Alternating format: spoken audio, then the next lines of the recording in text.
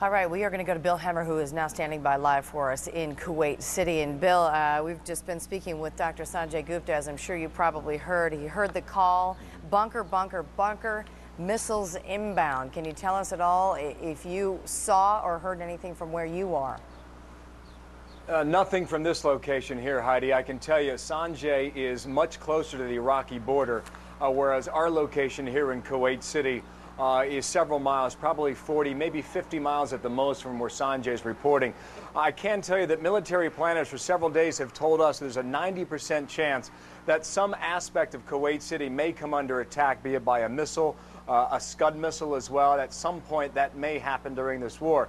Listen, it is not out of the question. If you go back to January of 1991, one Scud missile that scored a direct hit upon U.S. soldiers stationed in Dhahran, Saudi Arabia, literally flew over this city. It was launched from southeastern Iraq, came over Kuwait City, and went further down along the Persian Gulf, striking and killing almost 28 U.S. soldiers there, more than 100 others wounded as a result of that direct hit. The military will tell you they believe the Iraqis got lucky at that time, but nonetheless, strong consideration given to the possibility that Kuwait could be yet again in the line of fire.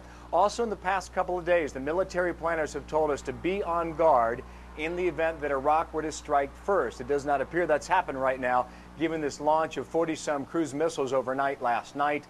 But nonetheless, on high guard here in Kuwait City. As I talk about that, Heidi, though, we've been out and about today. In fact, we drove out a short time ago from Kuwait City up into the Iraqi border. We got to the halfway point before the U.S. military stopped us. I tell you, the city has no way gone undercover.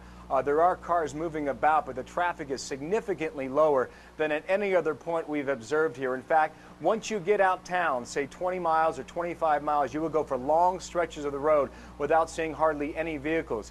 I point that out for this reason. The past 2 months, this is now my third trip here.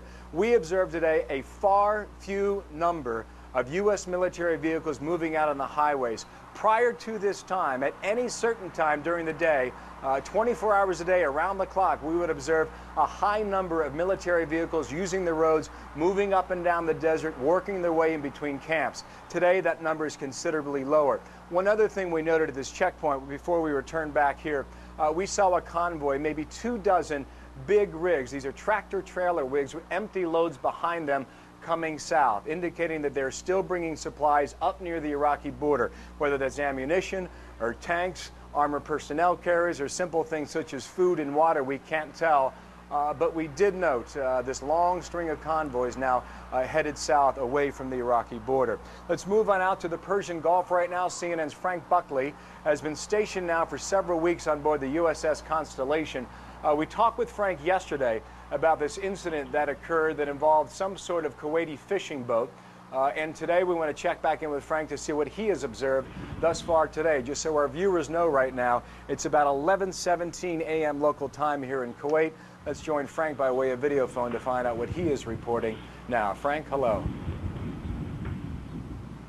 Hi there, Bill. We're getting some information from Rear Admiral Barry Costello, who's the Constellation Battle Group commander, with regard to which U.S. Navy vessels were involved in the first strike against Iraq. He tells us that there were 2 cruisers, 2 destroyers, and 2 submarines involved. Their names, the 2 cruisers, the Cowpens and the Bunker Hill. The destroyers involved the Milius and the Donald Cook, and the 2 Los Angeles class attack submarines, the Montpelier and the Cheyenne. We also got some information regarding the support of the F-117 stealth aircraft.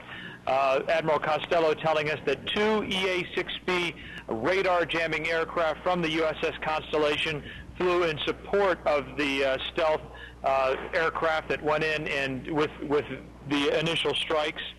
We also got some information on 24 sorties, strike sorties that have come off the Constellation during the past 24 hours.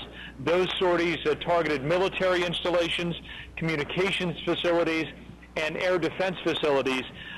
Admiral Costello cautioning that those come during what he calls a transition period between Operation Southern Watch, during which aircraft from this aircraft carrier have in fact been hitting targets like those periodically in response to what they call Sapphire incidents, that is surface-to-air firings against coalition aircraft.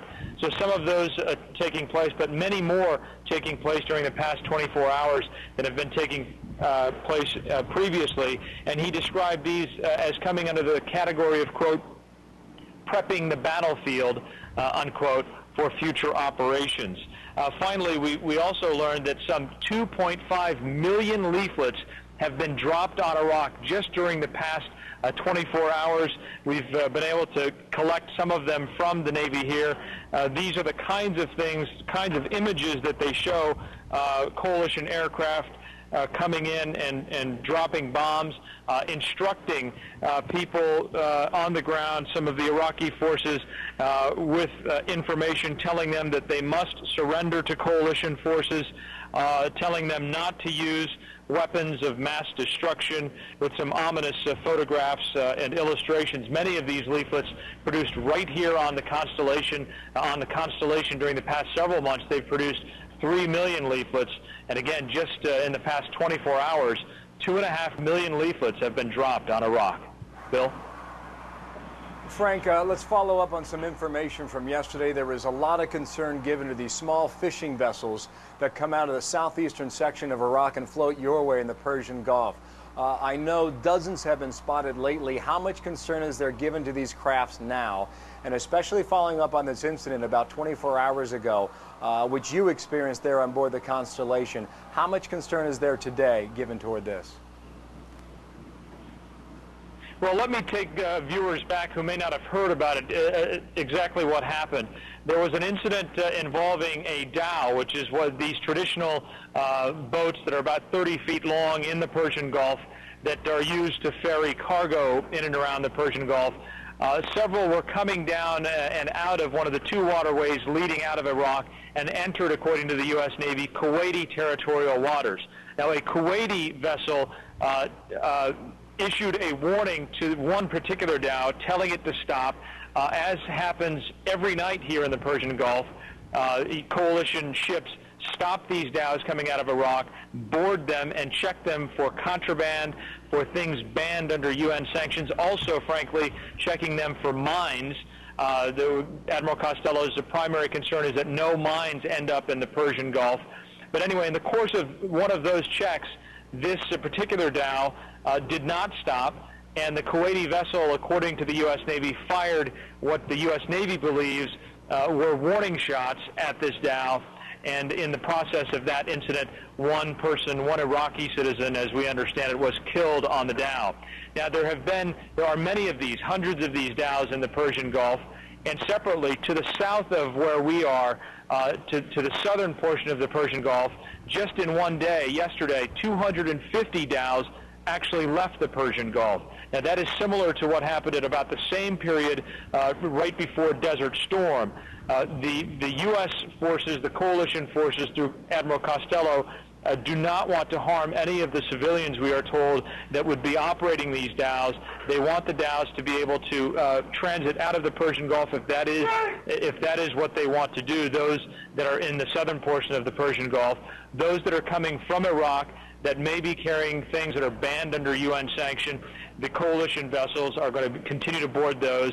And they do say that they want eventually for those dhows that are in the waterways of Iraq, that number in the hundreds, we are told, to safely transit out. The U.S. and coalition forces, according to Admiral Costello, do not want to harm any of the civilians who operate those dhows.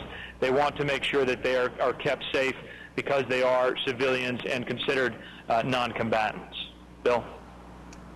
Frank Buckley, by way of videophone on board the USS Constellation off the coast here in Kuwait, floating in the Persian Gulf. I want to take you now to Becky Diamond of CNN. She's on board the USS Milius. That's a guided missile destroyer. We can get more on an update from Becky on what she is hearing and seeing from her vantage point. Becky, hello.